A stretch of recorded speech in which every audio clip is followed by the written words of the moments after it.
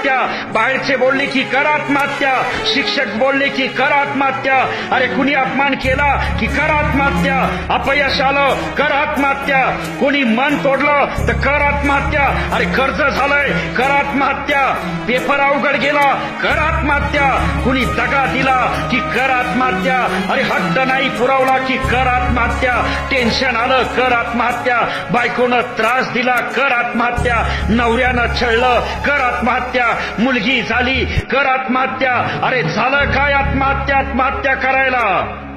अरे कित्येक मुलं मुली पुरुष महिला अशा आत्महत्या करतात केवळ एका कारणामुळं, एका दुःखानं. असं का करतात? आपण आपल्याला आलेल्या संकटाशी का लढत नाही?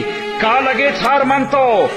अरे आपलं दुःख संकट एवढं मोठं आहे की ते लगेच जीव द्यावा. अरे काय चाललंय हे? आपण शिवाजी संभाजी महाराजांच्या महाराष्ट्रात राहतोय आणि आत्महत्या करतोय. यासारखं दुसरं दुर्दैव ते काय? एवढी संकटे शिवरायावरती आली पण कधी मनाला विचारही नाही शिवला की आत्महत्या करावी. अरे आम्ही उठता बघता शिवाजी शिवाजी करतो पण त्यांचे गुण घेतो का? संकट आलं म्हणून शिवाजी राजे कपाळाला हात लावून बसले नाही, रडत बसले नाही, दुसऱ्याला दोष देत बसले नाही की आता मी काय करू, आता माझं कसं होणार, असं म्हणत कर्माला झोडत बसले नाहीत. अरे प्रत्येक संकटातून राजे शिकले, अनुभव घेतला, मार्ग काढला, वाटा शोधल्या, नव्या वाटा निर्माण केल्या. याच्यातूनच जन्म झाला छत्रपती शिवाजी महाराजांचा.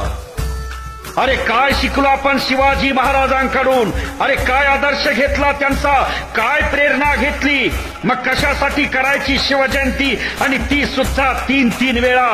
अरे का नाव घ्यायचं त्यांचं? का जय जयकार करायचा? कधी याचा विचार करणार आहोत का नाही आम्ही? शिवबाचा छत्रपती शिवबा होणे ही सामान्य वाटचाल नव्हती. ही काटेरी वाट चालले. दुःख सहन केलं, अपमान सहन केला. आपल्याला जेवढी संकटे आली त्यापेक्षा 1000 पटीनं संकट छत्रपती शिवाजी राजांना आली. अरे पण त्यांनी कधी आत्महत्या नाही केली. मग आपण याचा थोडा तरी विचार करायला हवा ना. माझ्या मित्रांनो, यासाठी शिवचरित्र वाचा. अरे मग कळण कसं लढा